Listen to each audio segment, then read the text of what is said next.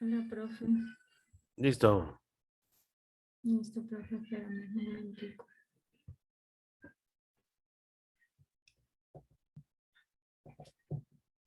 Mm, Listo, entonces ahí colocas ahí. Una ujú. idea sería que una solución sería que el 50% del presupuesto vaya a gastos de inversión, lo que fortalecería el patrimonio de la educación, pero no le coloques otra vez una solución. Incrementando el valor del presupuesto estatal, específicamente el relacionado con educación. Y ahí puede llegar a sonar un poco más bonito. Si te parece, ¿no? Le pegas una revisada Ok, profe. Específicamente, el presupuesto en educación, que es el que tú estás manejando. ok, profe. Se puede ampliar. Sí, puedes mirar si lo amplías o lo revisas. Si quieres, colocas ese parrafito en rosadito, yo no sé qué color quiera, para que le pegue pues su revisada.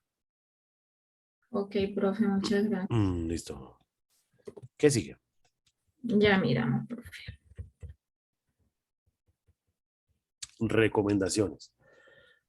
Desde el ámbito administrativo se recomienda, mejor dicho, eso en amarillo, las recomendaciones tienen que ser más grandes, ¿vale? Bueno, pues, Desde el ámbito administrativo se recomienda ejercer mayor control sobre la inversión y la distribución de los fondos, además de plantear distintas estrategias para el aprovechamiento. Eso suena lindo, pero ¿qué? ¿Qué? Porque ya va a ser usted la administradora, ¿no? Entonces, podíamos utilizar el párrafo anterior, ¿no? Entendiendo lo que se utilizó como conclusión anterior, generar o incrementar un poco más. Esto es un ejemplo. La inversión que se genera del presupuesto estatal que se genera para la educación, para que se utilice como mínimo el 50% de todo el presupuesto en inversión, en investigación, en docencia, en capacitación, para que la educación cada vez vaya mejorando de otra manera. Y te buscas una o dos recomendaciones más, ¿vale? bueno, profe, sí, señor. Terminas eso, continúas diapositivas y nos fuimos. Listo, profe. ¿Listo? Bueno, Me vas escribiendo gracias, a ver, profe. me vas escribiendo a ver cuándo yo por qué no tengo la cámara prendida. No, profe. Perdón. Me vas escribiendo entonces, pues lo de elecciones va a estar complejo. Cuidado con ese voto, niños. Cuidado con ese voto, que eso está complejo. No sé, me escribes el martes en la mañana a ver cuándo desarrollamos el resto, ¿vale? Listo, profe. ¿Listo? Muchísimas gracias. Muy bien. Bueno, ¿Preguntas? No. no, profe, por ahora no. Listo, mi vida. Dale pues entonces. ¿Listo? Profe. Cuídate mucho. ¿Quién sigue, Andrea o Mary? Andrea. Listo, dale pues. Yo, profe. Listo. Listo, Mayer. Entonces ve a pegarle a todo ese poconón de niños que tiene al otro lado. Gracias, profe. Listo, mi vida. Cuídate mucho. Ok. Listo, André. Coloca tu trabajo y prende tu cámara. Vale, profe. Hola, ¿cómo vas? Hola, profe.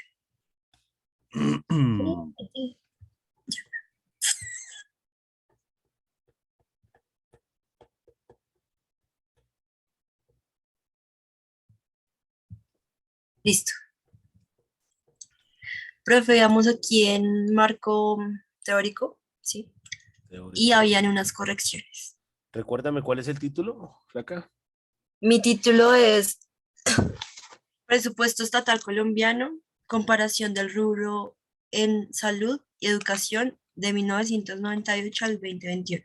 Salud, educación. Perfecto. Y estamos en el marco teórico. ¿Listo? Muy Ujú. bien. Sí, preocupada porque siento que voy súper atrasada y que ya la fecha está encima. Está encima, sí, señora. Mm. ¿Cuánto, desde que voy a, porque es que tu Word es un poco extraño. ¿Cuántas hojas faltan desde en Colombia hasta terminar? Ya, profe.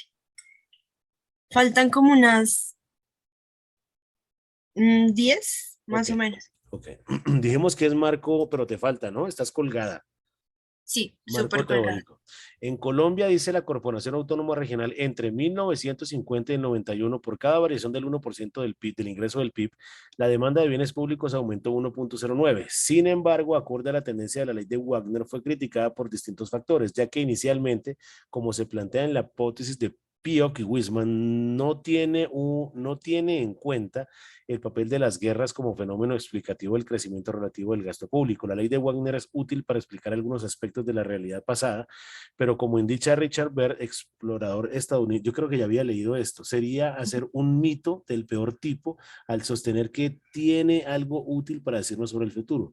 Para algunos ha pasado ya la fase de desarrollo a la que se aplica la ley de Wagner. Para otros, la ley del alemán es una regularidad empírica, no una ley. Vidalski, politólogo y destaca autoridad, no es político. Se destaca la autoridad en presupuestos gubernamentales y administración y políticas públicas. Sostiene la tesis de que el sector público se expande más cuando el crecimiento económico es moderado.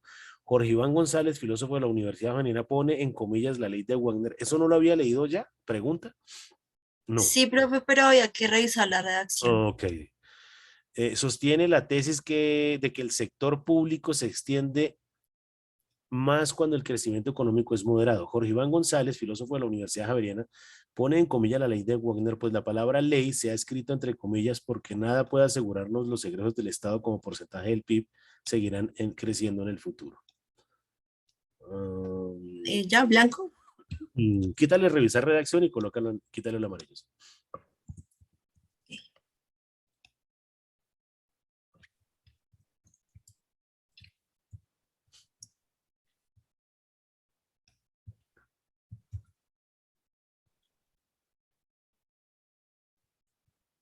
Listo.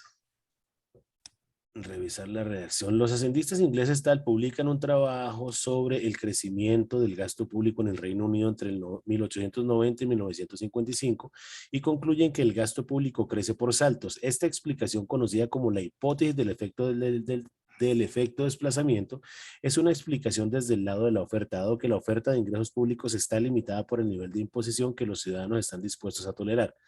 Su diferencia con la explicación anterior es que la ley de Wagner plantea un crecimiento suave e ininterrumpido. En cambio, la hipótesis del efecto desplazamiento plantea un crecimiento del gasto público por saltos bruscos. La hipótesis parte de considerar que los contribuyentes tienen un nivel impositivo deseado y no están dispuestos a que se incrementen los impuestos por encima de ese umbral. Por lo tanto, en épocas normales, los gobiernos se enfrentan serias dificultades para lograr el nivel del gasto público. Bien, quítale revisión de redacción. El punto. En otras palabras, te pasaste mucho. Ah, mentiras, ya miraste que es un gap, ¿no? Sí. Sí, que es un salto o intervalo entre dos puntos. Muy bien. Y puede también ser un salto entre dos puntos si estamos hablando de tasas de interés, para que lo tengas claro. Exactamente, por eso ahí se pone como el gasto público y el nivel tolerable de la carga fiscal. Bueno, Excelente, pero entonces toda esa carreta que me está contando se la graba aquí en el disco duro y cuando estemos en la socialización lo defiende. Entonces ya puedes borrar ese gap y todo ese sí, es tipo que de- los dejaba en ese color para poderlos enfatizar más, pero eso se va a ahorrar cuando se presente. Perfecto. Para ahí un segundo. Este Fondo de Estabilización Económica, FES, se fundó el 6 de marzo del 2007, formado a partir de los ingresos del cobre, cuyo fin es financiar déficits fiscales y amortizar deuda pública. Si hablamos de cobre, me imagino que está hablando de Chile. Ujú. De una manera más amplia, la idea es que la situación financiera pública pueda frenar el aumento del gasto público. Situaciones tales como bonanzas externas. ¿Qué pasó? Como bonanzas externas. Por ejemplo, los buenos precios del petróleo, café, cobre, entre otros, la introducción de nuevos impuestos, el crédito externo abundante, como el de los años 70, nuevas formas de recaudar los impuestos, como la retención en la fuente, han favorecido el crecimiento del gasto público. Quita el revisar y déjalo en blanco.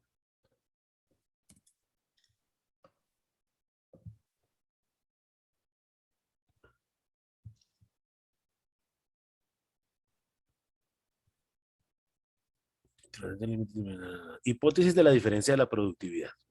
Baumol da a conocer su teoría de la diferencia de productividad, también conocida como hipótesis de la enfermedad de Baumol, quien presenta un modelo de una economía con dos sectores, el público y el privado, donde la única, lleva tilde, diferencia que los separa es el desarrollo tecnológico, Perdón. que en uno permite notables incrementos de productividad, que en uno permite notables incrementos del sector privado, mientras que en el sector público solo esporádicamente se producen aumentos de productividad.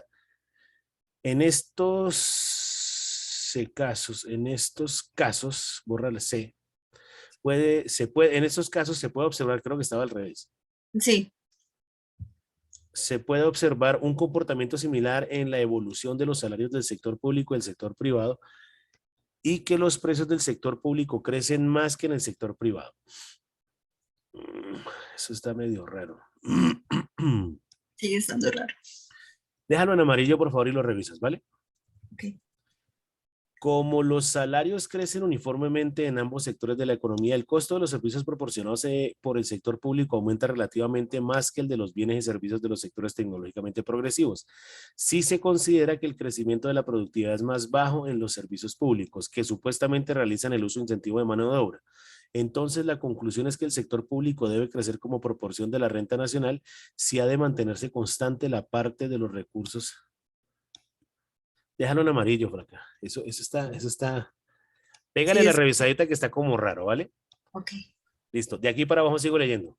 Ajá. O sea, hasta aquí estuviste. Muy bien. Seguimos en el marco teórico. Muy bien. La hipótesis de Bumol ha sido criticada porque ella puede ser útil para explicar el crecimiento de una parte del gasto público. Concretamente el gasto público en consumo, más no es útil para explicar el crecimiento del gasto público total. Además, el gasto en consumo público ha crecido mucho menos que el gasto público total. Añadido a esto, el gasto en consumo ha crecido menos que el gasto en transferencias. Hipótesis de ilusión fiscal. La Public Choice plantea la hipótesis de la ilusión fiscal que sufren los contribuyentes. What is this Public Choice? ¿Una revista, una empresa, Es una revista. Perfecto, entre paréntesis, revista de Londres o de la Luna o de lo que sea. Listo para que lo identifiques ahí qué es y le das al lector como un contexto de qué significa Public Choice.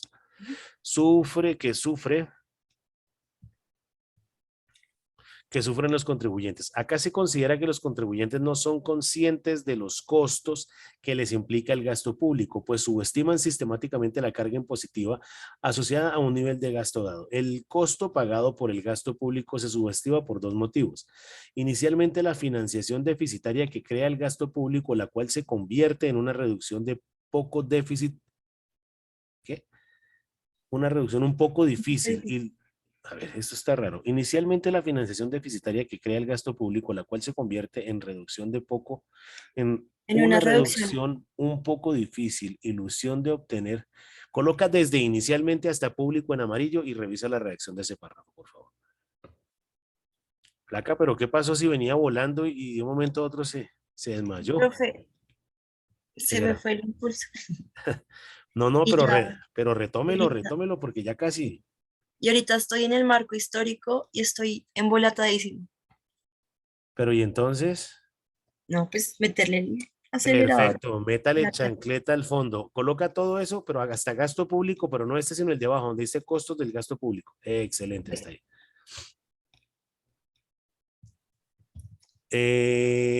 ¿Ya estás trabajando? No, profe. Bueno, entonces, ¿qué vamos a hacer nosotros? Seguramente en espacios entre semana, pero me tienes que escribir, Andrea. ¿Qué Sí, hubo, profe. profe? ¿Tiene tiempo? Yo le voy diciendo sí puedo, no puedo, encontrémonos una hora y lo que sea para irle desarrollando más. Pregunta, ¿te dejo espacio para que lo termino de leer o le pegas tú una revisada y me organizas el marco histórico y nos empezamos a reunir? Nos tenemos que reunir más. Inclusive, Mary, ¿me estás escuchando? Hola, Mary. Mary. Mary nos está ignorando, porque Mary también debe estar un poquito colgada. Profe, Señora. yo diría que terminemos de leer, digamos, todas las correcciones que hay que hacer y solucionamos la duda del marco histórico y ya de ahí para adelante si A yo voy volar. contactando con mis correcciones Perfecto, y muy bien. avanzando. Muy bien. Por otro lado, se tiene en cuenta el hecho de que los contribuyentes no son conscientes de todos los impuestos que pagan, lo que trae la ilusión de que los bienes y servicios ofrecidos por el sector público resultan baratos. De ahí se deriva una tendencia creciente hacia el crecimiento del gasto público. Para la Public Choice, el crecimiento del gasto público es una consecuencia directa de quienes intervienen en las decisiones que implica votantes, legisladores, políticos, burócratas, entre otros. Y son las fuerzas o presiones que emanan de estos protagonistas las que mueven el gasto público a velocidad superior a la economía en su conjunto. Hipótesis de la burocracia Weber. Weber tenía creencia de que la burocracia era el mejor método para crear y conllevar una organización, ya que con la burocracia podría lograr la máxima productividad. Nikanen, economista estadounidense, en el 71, publica un trabajo donde explica que el gasto público crece porque los burócratas del Estado, personal de rango directivo del gobierno, hacen todo lo posible para elevar al máximo los presupuestos de los departamentos. Los burócratas utilizan su habilidad y fuerza política y la información que controlan para solicitar presupuestos grandes a los que toman las decisiones. Los burócratas actúan como homo economicus, de allí que les interesen los presupuestos grandes para poder maximizar su propio interés. Muy bien. La hipótesis de Niskanen ha sido criticada porque exagera el poder que tienen los burócratas. Además, si bien hay cierta validez en la hipótesis de la burocracia, ella no explica el exagerado crecimiento del gasto público en transferencias. La hipótesis de la centralización, David Cameron señaló en el 78 las siguientes causas de la expansión del gasto público. La ideología socialdemócrata o izquierda de los gobiernos, la dependencia respecto al comercio exterior, pues en los países de economía abierta crece más el Estado que en los de economías relativamente cerradas, la centralización de las actividades del sector público. Algunos estudios relacionan el tamaño del sector público y el grado de descentralización. La relación tiende a ser significativa y de signo positivo, pues cuanto mayor es el grado de centralización, mayor tiende a ser el tamaño del sector público. Según Argulle, que la descentralización puede reducir el gasto público, pues existe un mayor control de los gastos locales por los votantes. Para algunos, el gobierno central es una especie de leviatán que utiliza su poder coercitivo para incrementar el gasto público y su financiación, por tanto es necesario ponerle restricciones. Claro que es el leviatán, ¿no? Sí. Sí. Ok. Brennan y Buchanan piensa que la descentralización juega un papel fundamental contra el poder absoluto del leviatán. La competencia entre regiones y entre estas y el centro reduce el absolutismo fiscal de los gobiernos centrales. La descentralización frena el crecimiento de los gastos de los gobiernos centrales, el federalismo amortigua el crecimiento del gasto público, en cambio la centralización lo expande. Teoría del desarrollo del gasto público de Musgrave. Richard Musgrave, en la teoría de los determinantes del desarrollo del gasto público, para Musgrave, en la teoría de los determinantes del gasto público, hay que tener en cuenta no solo factores económicos, evolución de la renta per cápita, sino también otras fuerzas tales como los factores condicionantes, cambios demográficos y tecnológicos, y los factores sociales, valores culturales, filosofía social, cambios políticos, guerras y perturbaciones sociales. Estos factores no son totalmente independientes entre sí. Por tanto, las líneas divisorias no pueden trazarse claramente. Los factores económicos, Musgrave toma el gasto público y lo desagrega en varias variables dependientes del desarrollo económico. Formación del capital público, consumo público y transferencias. Formación del capital público en las primeras etapas del formación del capital público. Después de la coma en, sepáralo, por favor. En las primeras etapas del desarrollo económico, la contribución pública a la formación del capital es básica. En esta etapa, el capital fijo social es muy importante, pues se trata de la construcción de carreteras, ferrocarriles, puertos que abran al país y enlacen los recursos naturales con el mercado. Se requieren instalaciones eléctricas, sistemas de regadío, obras de educación y salud, entre otros, para potenciar el desarrollo económico conforme se van construyendo estos servicios básicos y se desarrollan los mercados de capital. Queda expedito el camino para la acumulación de capital privado en la agricultura y la industria. En consecuencia, sería de esperar que a medida que la economía se desarrolla, la participación pública en la formación de capital disminuyera a lo largo del tiempo. Sin embargo, el desarrollo industrial y el crecimiento de la renta per cápita genera problemas tales como la congestión y los inconvenientes del proceso de urbanización, que exigen inversión pública, además de las exigencias tecnológicas las exigencias tecnológicas requieren inversiones públicas en capital humano. Por tanto, es de esperar que de nuevo vuelva a aumentar la participación pública en la actividad económica en relación con los gastos públicos consuntivos. No entiendo ese término. En relación con los gastos públicos consuntivos. Dame un segundo.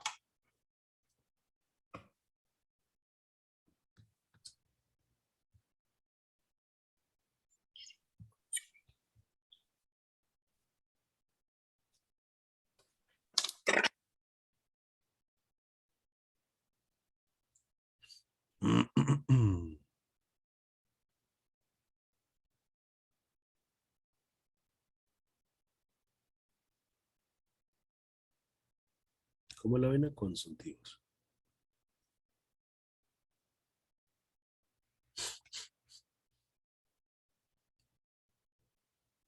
Que tiene virtud de consumir.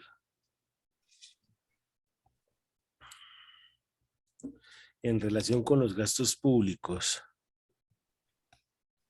Bueno, bien. Lo colocas allá, lo entiendes, pero el término está bien, ¿vale? Ok. Lo importante es ver si la...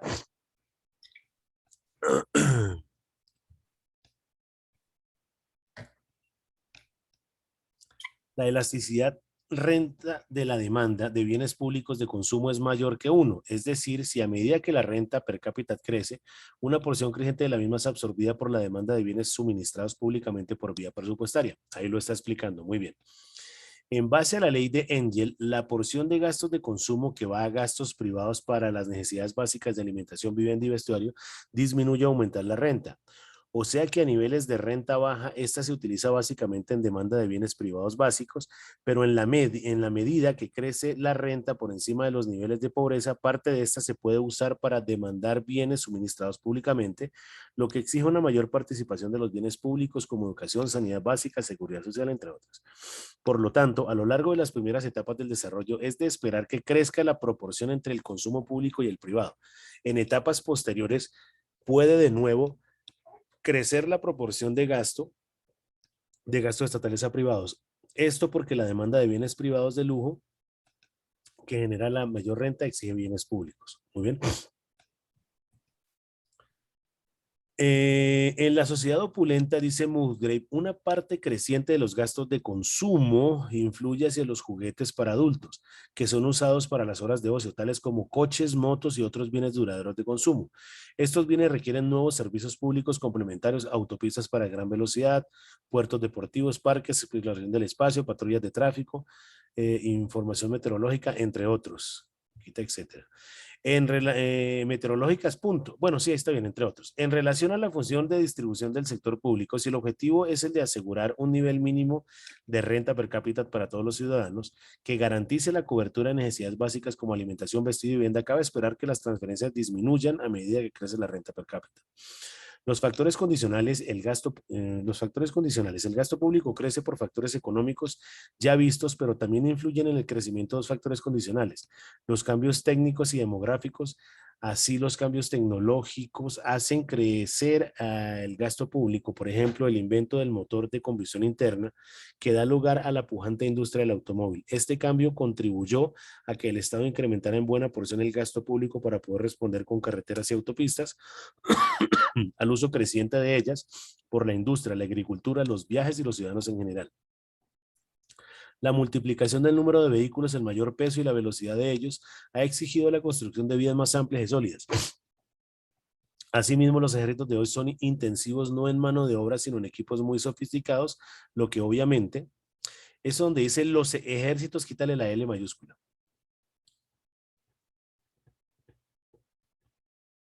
¿Listo? Lo que obviamente influye en el gasto público. Además, dichos equipos hay que estar reemplazándolos ya por la obsolescencia, ya por su desaparición en la guerra. Lo mismo pasa con la tecnología del espacio.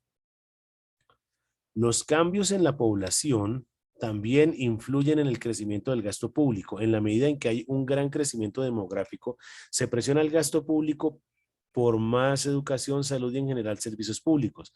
La ubicación de las personas en las ciudades trae como consecuencia demandas de instalaciones municipales adicionales, las cuales no están presentes en el marco rural autosuficiente. Asimismo, el crecimiento de las personas de la tercera edad hace incrementar el gasto público. Otra causa son los crecientes costos relativos de los servicios públicos. Esto se origina en la inflación que incrementa el precio de los factores productivos o los bienes adquiridos por el sector público. También la naturaleza de los bienes y servicios que suministra el Estado son menos receptivos al progreso tecnológico de lo que son los bienes privados. Los factores sociales que se suman a los económicos y condicionantes para explicar el crecimiento del gasto público, el creciente sentido de responsabilidad social por el bienestar de los individuos y la aceptación de un más importante papel para el Estado redujo la resistencia política a la asignación de los recursos para la provisión de bienes públicos. Lo anterior incrementó fuertemente la demanda de programas de transferencia, los cambios en la estructura política como la transición de gobiernos autoritarios a democráticos ha reforzado la demanda de bienes públicos y la política presupuestaria redistributiva por la vía del gasto público, la disponibilidad de asideros fiscales. Esto es a medida que la economía se desarrolla, mayor será el dividendo fiscal o aumento automático de los ingresos para financiar los gastos, la guerra y las preocupaciones sociales como la depresión de los años 30, que constituyen un factor social que también incrementa el gasto público. Eso está muy bien. Eso lo ajustas, ¿no? Hipótesis del capital monopolista, eso debe ir abajo. Por el lado marxista, también se encuentran explicaciones sobre el crecimiento del gasto público.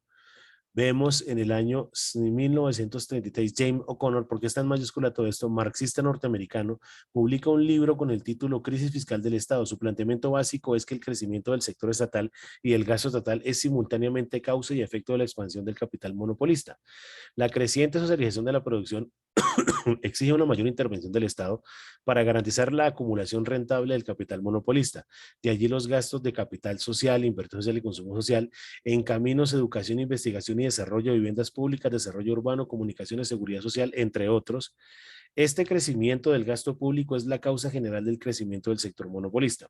Ahora bien, resulta que al crecer la capacidad productiva de los monopolios, la demanda de los productos asciende con menor rapidez, lo que desata un capital excedente en la forma de bienes excedentes o la capacidad productiva excedente y del excedente de población, desempleo tecnológico. Eso hasta ahora está muy bien. Espero que el histórico esté así, niña. No se ría. En otras palabras, el crecimiento del sector monopolista es irracional, ya que va acompañado de desempleo, pobreza, paralización económica, entre otros, para asegurar la lealtad de las masas y mantener la legitimidad del Estado y a su vez incrementar los gastos sociales, gastos de asistencia social y militares para satisfacer las distintas demandas de los que sufren. Quita costes y coloca costos. Eso es un término español, costos de crecimiento económico. Otro marxista, David Jaffe, explica el crecimiento del gasto público a través del intento del Estado dirigido a resolver las crisis de rentabilidad y decadencia por la ley marxista de la tendencia decreciente de la tasa de ganancia. Para el marxista inglés Ian Cook, igual coloca en minúsculas, las causas del crecimiento del gasto público serían tres.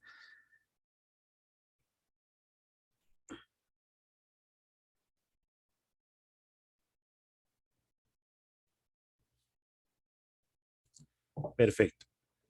Cada L después del puntico lo colocas en mayúscula. La ley de la acumulación de centralización de capital, la ley del desarrollo desigual y combinado.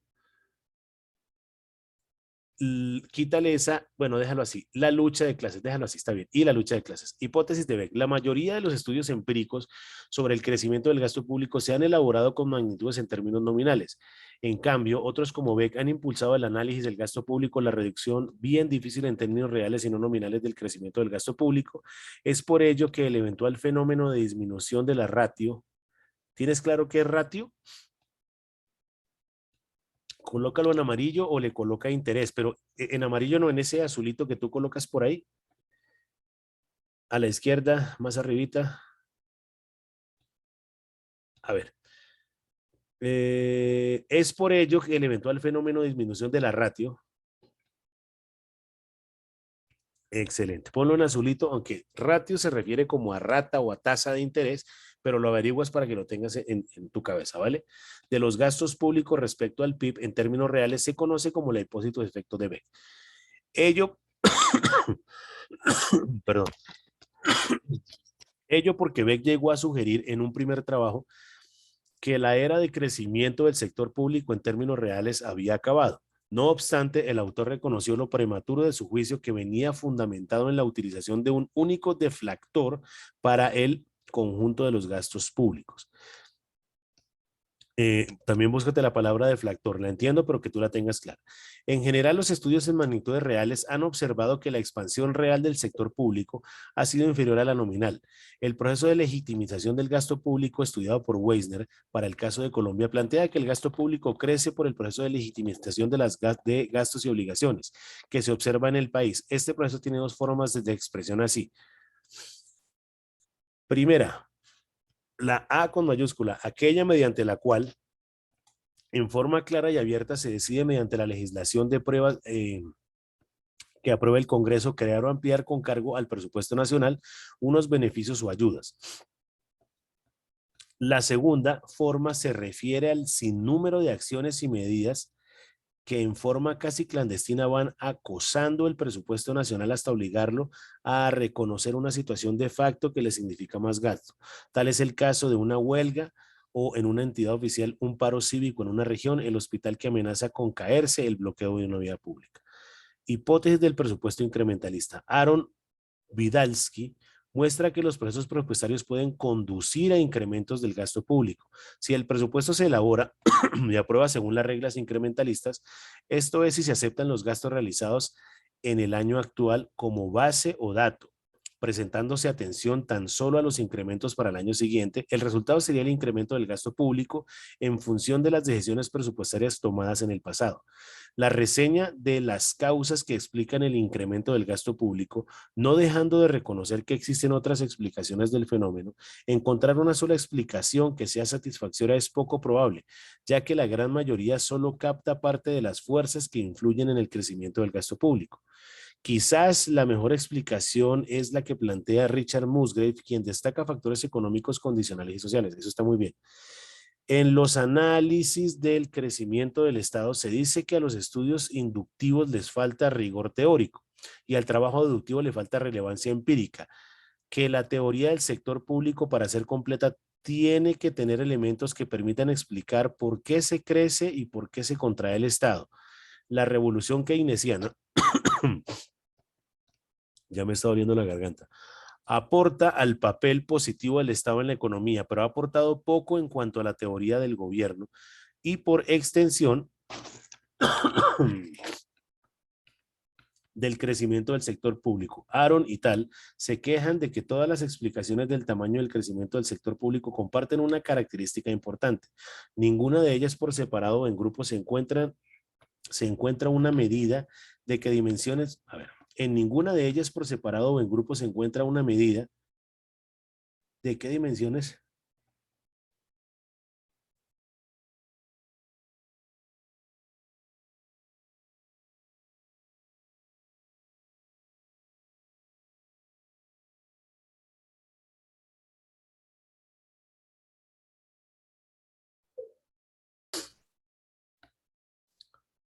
A ver.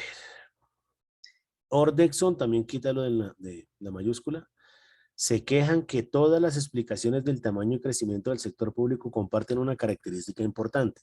En ninguna de ellas, por separado o en grupo, se encuentra una medida de qué dimensiones debería tener, de qué dimensiones, ese qué debería tener tilde, de qué dimensiones debería tener el sector público. Ahí queda mejor. Muy bien. Para otros, en cambio, no existe nada similar a un nivel óptimo de gasto público. No hay forma objetiva de decir si el Estado está gastando demasiado o poco en, por ejemplo, la salud, pues ello depende de las preferencias colectivas. Lo que importa no es el tamaño del Estado, sino su eficacia. Alan Tate y Jack Diamant, también colocan en minúscula, escriben lo siguiente: es triste por lo que significa cuanto al progreso logrado en este campo, que cerca de un siglo Desde las especulaciones iniciales de Wagner y después de casi 30 años de amplia investigación, Espérate, profe. Listo. empírica, estemos todavía preguntándonos sobre el verdadero funcionamiento del mecanismo de transformación que ocurre dentro de una caja negra, es decir, gasto público. Súbelo más, más. No tanto. Reducción de la presión fiscal. Para Milton Friedman, también colócalo en minúscula, la solución al crecimiento del gasto público está en las reducciones de impuestos. Su argumento es el siguiente: los derrochadores empujan proyectos gubernamentales que conducen a un mayor déficit. Los conservadores fiscales cuando no pueden parar esos proyectos responden aumentando los impuestos para disminuir el tamaño del déficit. Los conservadores pierden sus puestos para aumentar los impuestos. En cambio, los derrochadores son reelegidos y una vez reelegidos se lanzan a mayores gastos e inician otro ciclo. Mayores gastos, mayores déficits, mayores impuestos. Ese escenario, dice Friedman, me persuadió hace algunos años a apoyar las reducciones de impuestos bajo casi cualquier circunstancia. Si se bajan los impuestos, se devuelve el ciclo. Si la disminución de los impuestos hace que amenace mayores déficits, el atractivo político del presupuesto balanceado se orienta a buscar reducciones en el gasto público y no aumentar los impuestos. Esta es la forma correcta de obtener un presupuesto balanceado y es el camino que se ha propuesto Reagan. La contención del gasto público por la vía de reducir la presión fiscal como medio de forzar con menores recursos la reducción del gasto insuficiente. La experiencia americana en el gobierno de Reagan muestra que por este camino se conduce a incrementar el déficit público. Además, Friedman ignora que los derrochadores no van a permanecer inactivos. Espérame un segundo. Bueno. Caramba.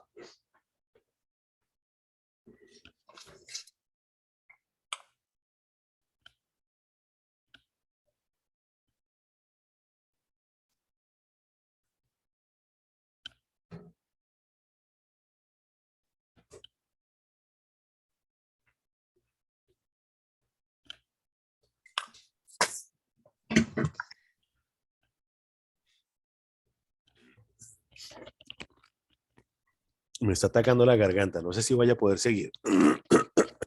Ay, profe. Ya falta poquito. ¿Dónde voy?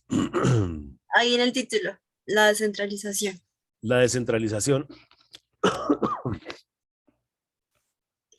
ha sido propuesta como un instrumento adecuado para mejorar la eficiencia del sector público y reducir el tamaño del Estado. Para Brennan y Buchanan, mientras más descentralizados sean los impuestos y el gasto menor sea la injerencia,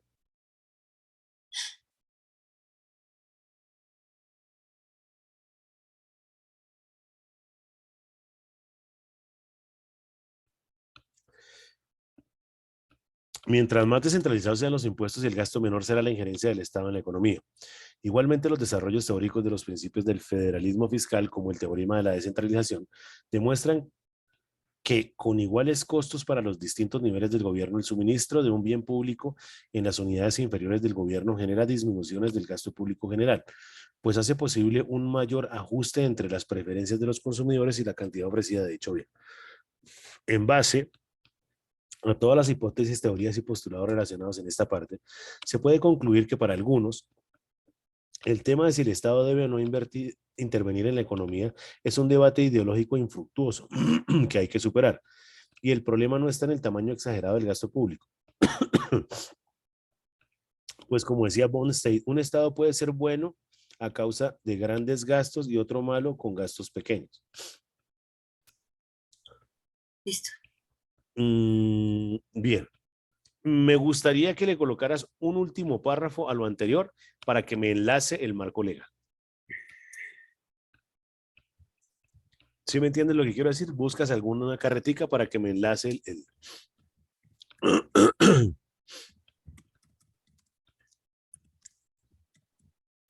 marco legal normativo o jurisprudencial.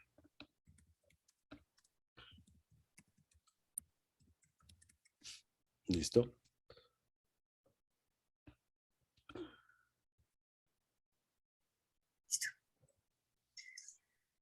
Bueno, ahí ya, La Constitución Política en el título 12, que establece el régimen económico y de hacienda pública, le otorga al Estado la Dirección General de la Economía. Hay que colocarle un párrafo introductorio a ese marco legal.